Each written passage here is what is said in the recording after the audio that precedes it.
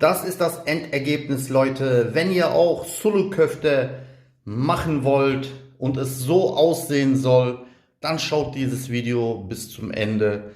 Dann werdet ihr so einen Sulu-Köfte hinbekommen. Hallo Leute, da bin ich wieder. Herzlich willkommen auf unserem Kochschule OE-Kanal. Heute habe ich gute Laune. Warum habe ich gute Laune? Weihnachten steht vor der Tür, die Geschenke, man hat schon viel eingekauft. Auch ganz viele hier, dieses T-Shirt, was ich anhabe. Wenn ihr immer noch eins haben wollt, könnt ihr das natürlich auch bestellen bei mir im Fanshop. Aber was kochen wir denn heute? Was wir heute kochen, ist ein Wunschessen. Hat jemand unter den Kommentaren mal geschrieben gehabt, ich sollte doch mal Sulu-Köfte machen. Das heißt, so gut wie, kennt ihr Frikadellen, die in kleine Form oder Hackbällchen, eine Suppe mit Hackbällchen oder ich weiß nicht, wie ich das beschreiben soll. Auf jeden Fall mit ganz vielen Zutaten könnt ihr hinten schon alles sehen. Wenn das interessant für euch ist und ihr es nachkochen wollt, dann schaut mir über die Schulter. Nach dem Intro geht's los. Bis gleich.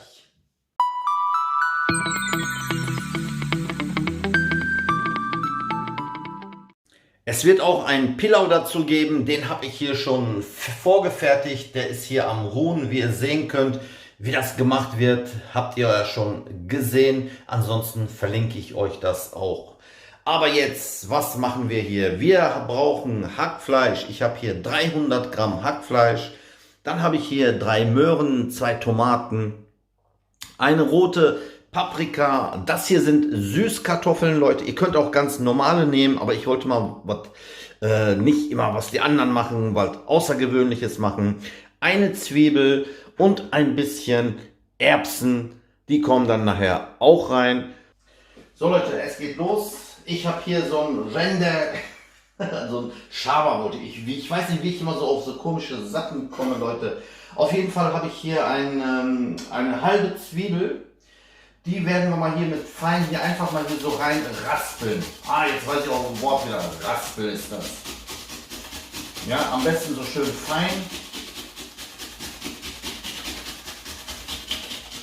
Eine halbe reicht. Hauptsache Geschmack ist da.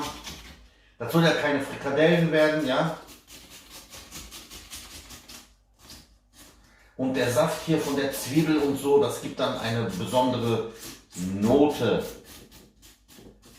So, die großen Stücke, die können wir auch noch hier so richtig fein. Was ganz Großes, die können wir hier ruhig raustun, sonst haben wir das nachher hier drin. So, jetzt haben wir das schon mal ganz fein. So, das ist das Einzige, was hier so geraspelt wird. Dann kommt hier noch Gewürze rein. Wartet, ich hole Gewürze. So, ich habe jetzt die ganzen Zutaten mal hier bereitgestellt. Wie ihr sehen könnt, habe ich hier noch ein bisschen Petersilie gefunden. Den habe ich mal hier so ein bisschen klein gehackt. Je feiner, desto besser. Ja, das gibt auch nochmal so eine extra schöne, leckere Note. Tun wir auch noch mit rein. Jetzt unsere Gewürze. 1,5 Teelöffel Salz. 1 Teelöffel schwarze Pfeffer, dann 1 Teelöffel rote Paprika, dann halben Teelöffel Kreuzkümmel, Kimion. So, das müsste reichen. Wenn ihr denkt, ihr habt noch andere Geschmack, so Köfte-Ilatsch und so, das könnt ihr natürlich dann auch mit reintun. Ganz wichtig ist aber, damit der nicht auseinander geht, nachher, habe ich mir mal sagen lassen, man kann hier Zimt, was man für Küsse benutzt, ja, so einen Teelöffel mit hinzugeben. Teelöffel sage ich schon, ein bisschen größer als ein Teelöffel. Ein Esslöffel Bulgur mit hier rein. Ihr könnt aber Alternative, Irmik, das ist Grieß, ne, auch so einen Teelöffel Grieß noch rein tun, wenn ihr das nicht habt. Und wenn ihr kein Grieß habt, könnt ihr noch ein Ei hinzutun. Und wenn ihr das auch nicht habt, dann Brötchen oder Weißbrot ganz klein zerschnibbeln und auch mit da rein tun. Dann ist das auch in Ordnung. Damit er nicht im Wasser, das wird ja nachher gekocht, das wird nicht gebraten, das wird gekocht, damit er nicht auseinander geht. So, wenn wir das haben, wird das alles richtig durchgemischt. Dann braucht man nachher Und dann lassen wir das nämlich ein bisschen ruhen. In der Zeit können wir dann die anderen Sachen machen. Einfach nur Hände waschen. Ja, habe ich gerade schon gemacht, wo ich Pilau gemacht habe. Und dann so richtig durchkneten. Ja, dass alles richtig so schön vermischt wird. Aber wirklich richtig durchkneten. Ja, und das wird dann eben halt dieses Köfte. Salsa könnt ihr reintun, wenn ihr wollt, müsst ihr nicht. Ihr könnt aber so ein bisschen Olivenöl dazu tun, wenn euer Fleisch nicht allzu fettig ist. Das sieht doch schon mal lecker aus, oder? Ich tue noch mal ein bisschen, weil ich habe jetzt keinen Salsa drin, ich tue mal noch ein bisschen Pfeffer sage ich schon, rote Paprika mit rein, damit da ein bisschen Farbe reinkommt. Der ist nicht scharf übrigens. Die Schärfe nimmt er sich von dem schwarzen Pfeffer.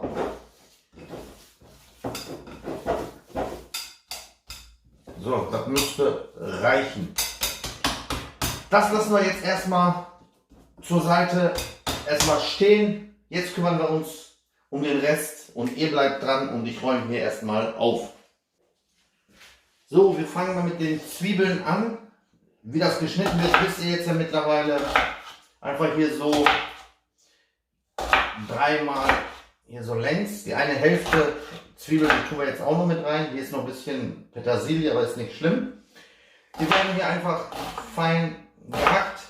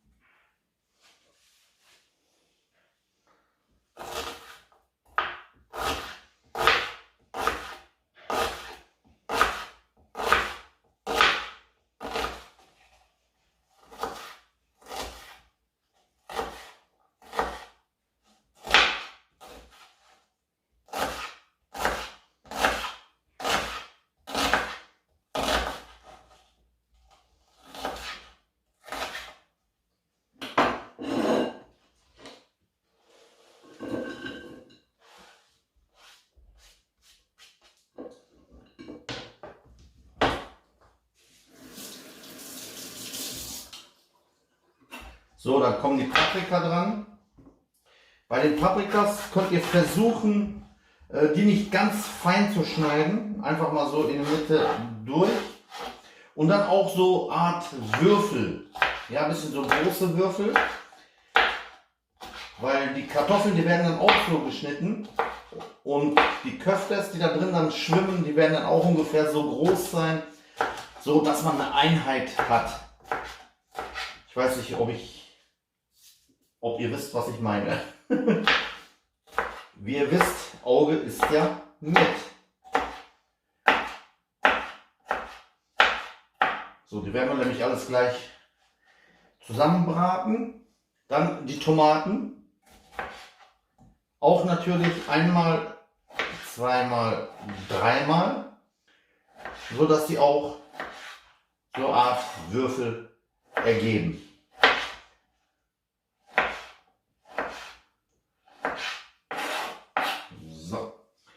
Und wie ihr wisst, jeder Koch hat so seine eigenen Rezepte. Jeder Koch, der macht das anders. Ich mache meistens auch schon mal Ratatouille, was ich hier zu Hause finde. Ja, und das schmeckt immer. So, dann tun wir das hier auch alles hier rein.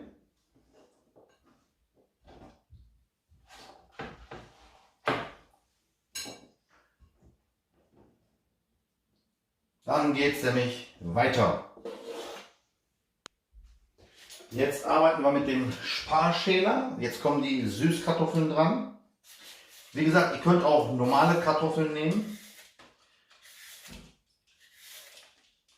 Aber ich habe mich heute mal entschieden für Süßkartoffeln. Haben wir auch schon lange nicht mehr gemacht. Mal gucken, ob das eine ganz andere Note dann gibt. Allein vom Aussehen her wird es schon der Fall sein. So. Ich zeige euch dann nachher auch, wie die geschnitten werden, aber erstmal hier die Schale ab. Sieht aus wie ein Kürbis von der Farbe her, aber sind Süßkartoffeln. So, Kopf ab. So, jetzt mal zur Seite. In der Zeit, wo ich den Spanschäler in der Hand habe, können wir auch schon die Möhren. Die spielen eine ganz große Rolle, diese Möhren. Wie ihr sehen könnt, sind die auch farblich fast mit dem. Und wenn man das dann im Mund hat, weiß man gar nicht, was man da gerade isst.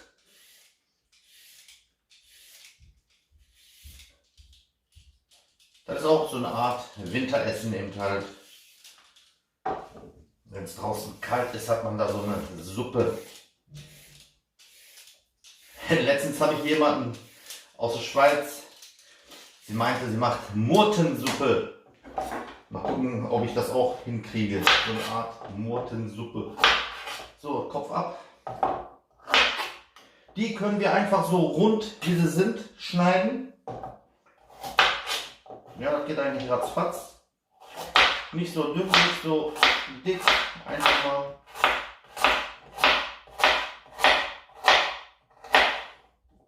Ja.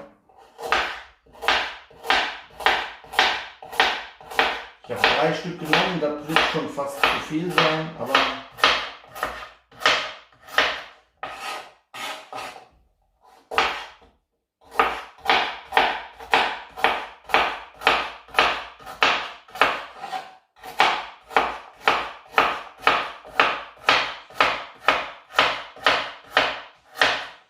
so, fertig.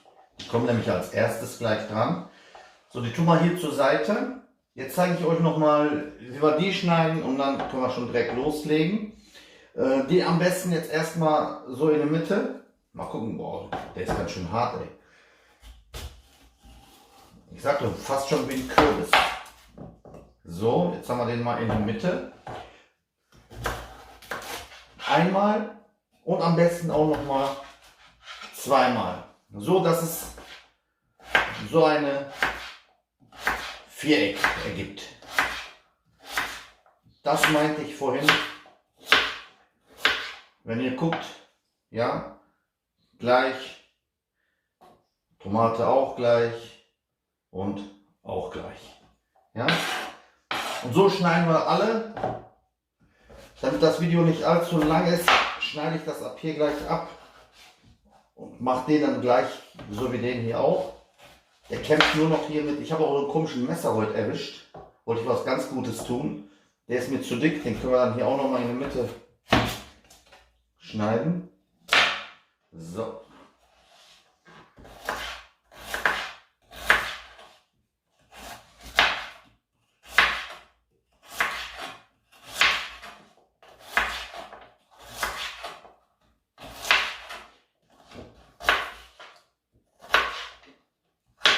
So, ich mache den auch noch fertig, dann geht's weiter. So, alles ist fertig zum Braten. Wir nehmen unseren Topf. Da kommt Öl. Ich weiß, nicht so viel.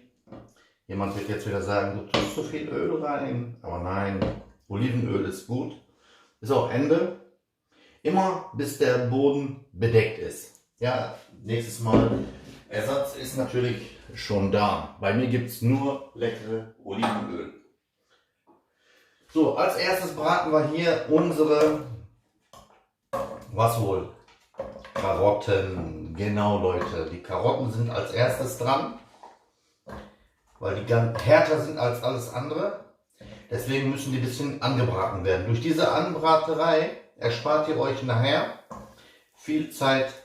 Dann braucht es nicht eine Stunde zum Kochen, zum Beispiel, bis es weich ist, sondern eine halbe Stunde, grob geschätzt. Der Rest wird natürlich auch gebraten, aber peu à peu.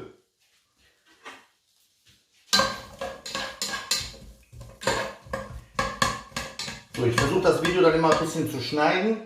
Jetzt haben wir erstmal Möhren rein. Wenn es soweit ist, dann kommt dann die Zwiebeln, Tomaten ganz zum Schluss kommen die erst rein. Und dann wird erstmal gewürzt. wie gesagt, immer schön dranbleiben.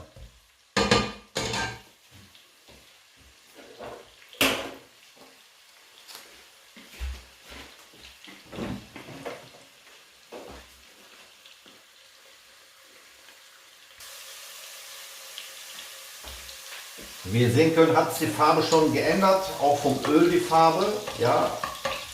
Carotin oder was das heißt, ist ja da in diesen Karotten drin und das gibt dann die Farbe ab. Jetzt kommen unsere Zwiebeln rein. Erstmal nur die Zwiebeln. Apropos, ihr könnt natürlich auch Knoblauch rein tun, aber wie ihr wisst, ich habe morgen wieder Arbeit, das kennt ihr ja mittlerweile von mir. Ich tue da keinen Knoblauch rein. Geht auch ohne Knoblauch, aber mit Knoblauch ist er natürlich noch leckerer. So, jetzt werden die Zwiebeln erstmal angebraten.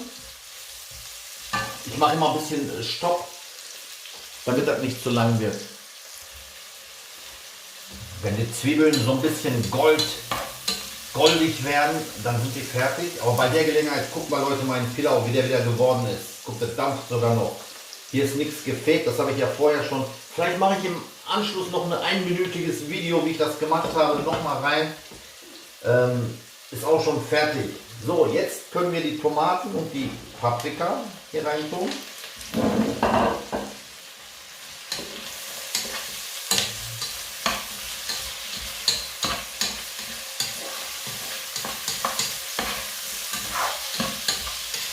Und auch gleichzeitig sofort den Salsa mit rein. Ihr wisst ja, wenn Tomate und Paprika den Salsa direkt mit angebraten werden, dann behalten die ihre Form und Farbe. Diesmal tun wir mal reichlich 1,5 Löffel Salsa. So. Der wird dann hier richtig mit angebraten. Das habe ich auch in den anderen Videos ja auch immer gesagt. Mit Salsa anbraten oder Salsa an für sich. Früher habe ich das auch immer erst in Wasser aufgelöst und sowas alles.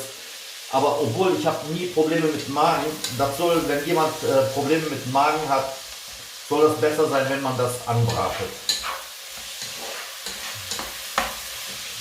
So.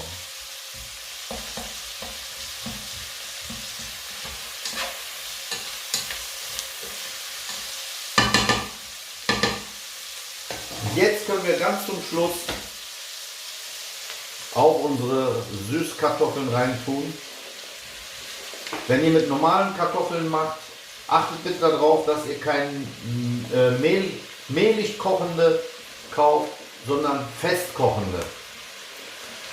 Ja. So.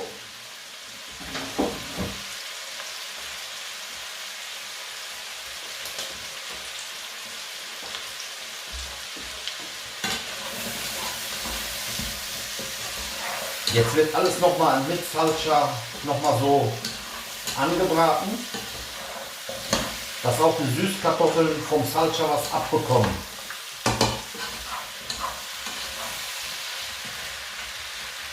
Nicht lange, so 2 Minuten, 3 Minuten.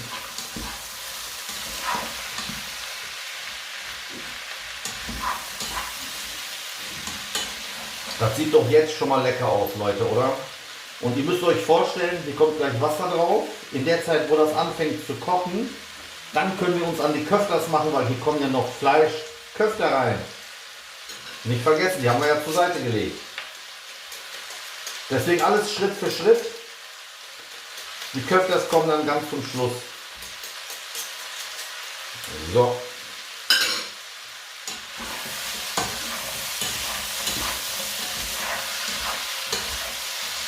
Jawohl. Jetzt können wir Wasser, am besten schon gekochtes Wasser. Ich habe das mal hier in so einem Kettle vorgekocht. Ungefähr, dass es knapp drüber ist. Ja, es soll ja nicht zu wässrig werden auch.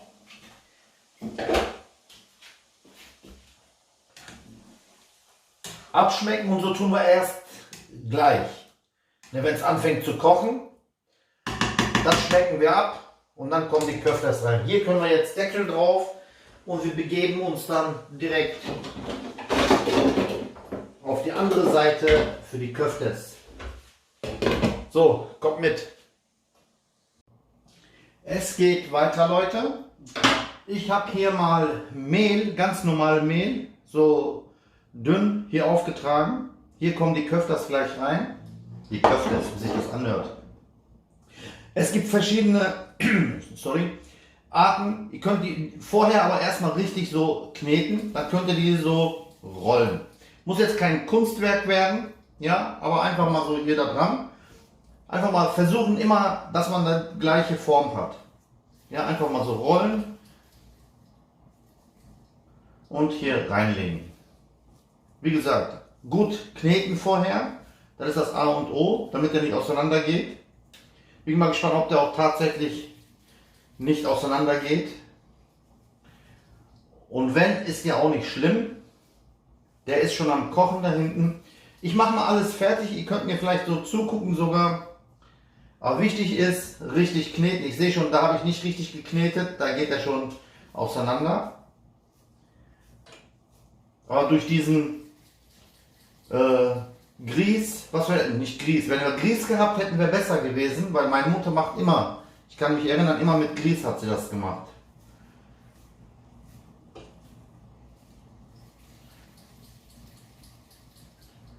Oh, der ist aber ein riesen Ballermann. So.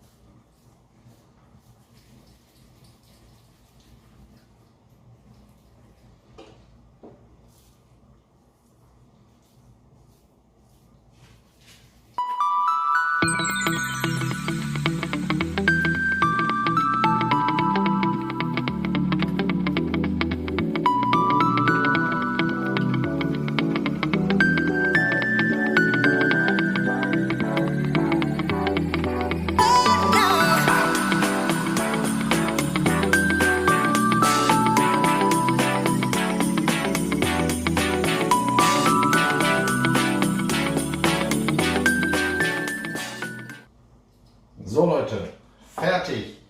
Ihr könnt Wetten abschließen jetzt, ob die auseinandergehen oder nicht. Bin ich mal gespannt. Die könnt ihr hier einfach hier so mal so rollen, dass die sehr dünn mit Mehl überall so gute Technik, oder?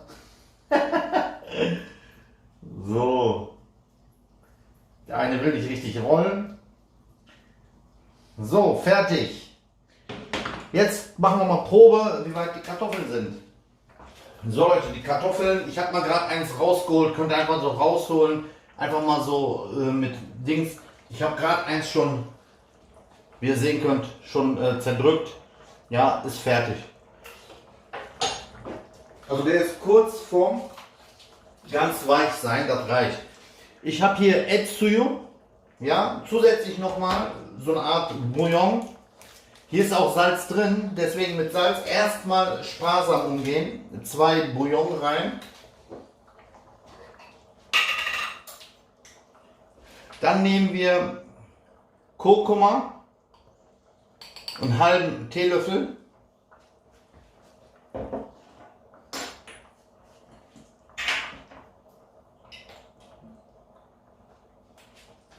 Dann einen halben Teelöffel nochmal schwarzen Pfeffer und nochmal einen halben Teelöffel rote Paprika. Und jetzt was ganz Feines. Jetzt kommt noch Maggi ins Spiel.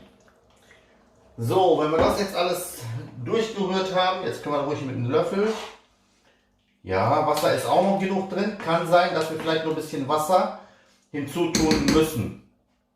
So, und jetzt können wir langsam unsere,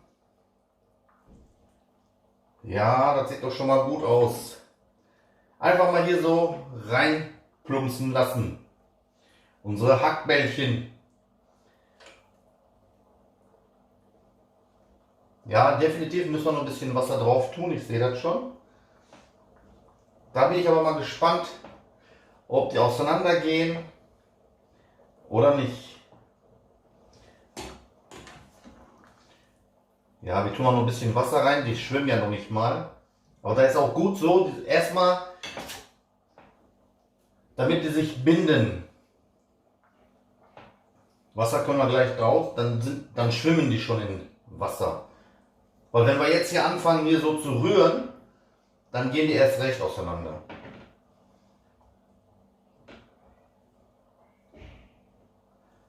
So, wir tun jetzt noch mal Wasser rein. Ich habe hier noch was übrig gehabt. Ja, jetzt schwimmen sie richtig drin.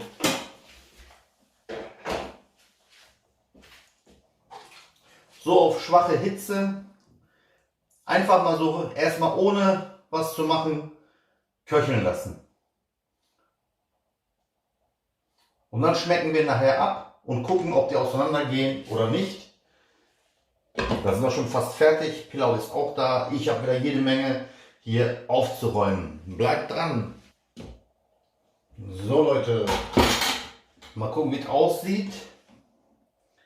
Ja, das sieht doch schon mal gut aus. Ja, ist noch nichts auseinandergegangen oder so. Aber bei der Gelegenheit können wir jetzt auch schon was aufhaben. Unsere Erbsen. Nicht alles, so ein bisschen, dass da was drin ist, weil die sind ja schon gekocht. Deswegen habe ich den ganz zum Schluss gelassen. Ja, ungefähr die Hälfte hiervon. Das reicht.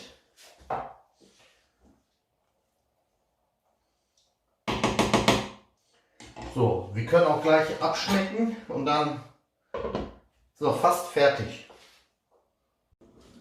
Wir können den jetzt schon mal ausschalten, dann auf Restwärme. Ich habe hier in der Zeit auch schon ein bisschen aufgeräumt. So, jetzt können wir mal so langsam gucken und wie ihr sehen könnt, die sind noch ganz. Ja, ist keiner auseinandergegangen oder so. Alles gut. Aber wir müssen den jetzt erstmal abschmecken. Wir haben ja zusätzlich nochmal Wasser reingetan.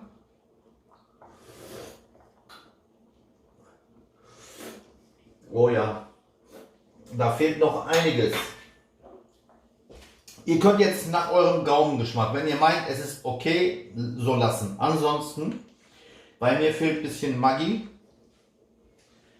Bei mir fehlt ein wenig Salz, aber diesmal nehme ich Vegeta. Ein Teelöffel. Dann nehme ich zusätzlich so einen Geschmacksverstärker, Gemüsebrühe, weil wir ja hier auch Gemüse und so haben. Können wir mal, der ist ein bisschen hart geworden, ist aber nicht schlimm. Schon lange nicht benutzt bestimmt.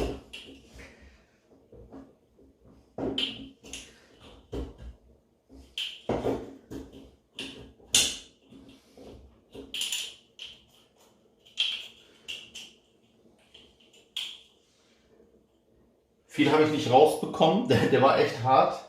So ein bisschen, das gibt auch noch mal zusätzlich einen leckeren Geschmack.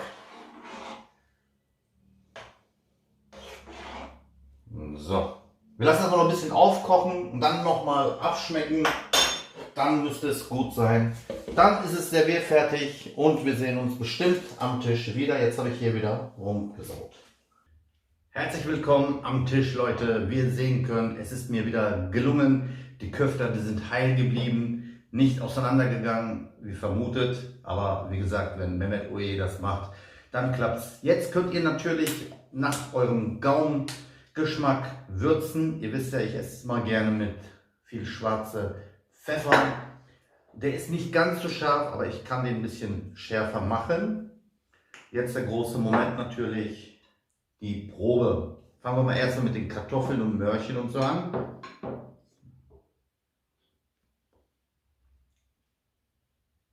Man merkt, dass es Zuckerkartoffeln sind. Süßkartoffeln. Zucker, weil er eben halt süß ist. Der schmeckt schon mal gut, ist auch richtig durchgeworden. Und jetzt die Köftes.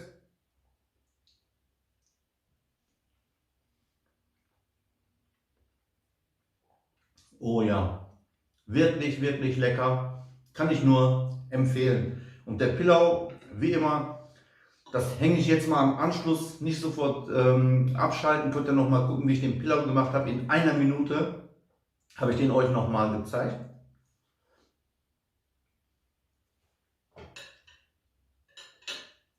Die Şükran, die hatte, lass mal aufessen, hatte sich das gewünscht und gelungen. Mal gucken, ob sie es dann auch nachkochen kann und es auch so gelingt. Ansonsten, nächste Woche gibt es wieder was Neues. Wenn ihr wollt, schreibt auch in den Kommentaren, was ich kochen soll. Manchmal fällt mir auch spontan nichts ein. Das kam jetzt richtig, das habe ich auch noch nie gekocht gehabt. Habe ich mal nachgekocht und es ist wirklich lecker. In diesem Sinne, macht's gut, bis in einem anderen Video hier auf Kochschule. Ui, ciao Leute. Leute, wir machen in einer Minute mal Pirinç-Pilav, Reispilau. Wir brauchen Öl, wir brauchen Reis, wir brauchen Reisnudeln, wir brauchen heißes Wasser, ein Topf, ein Sieb und auf geht's. Als erstes Öl, bis der Boden bedeckt ist. Als zweites eine Handvoll diese Reisnudeln. Dann brauchen wir ein Glas Reis, der wird schön sauber gemacht, gewaschen. Dann unterrühren, bis sie braun sind, einfach mal anbraten. Den Reis rein, auch anbraten. Circa eine Minute, dann 1,5 Gläser Wasser, 2 Löffel Salz. Wenn das Wasser so ein bisschen weg ist, runterstellen, am besten ganz ausmachen und servieren.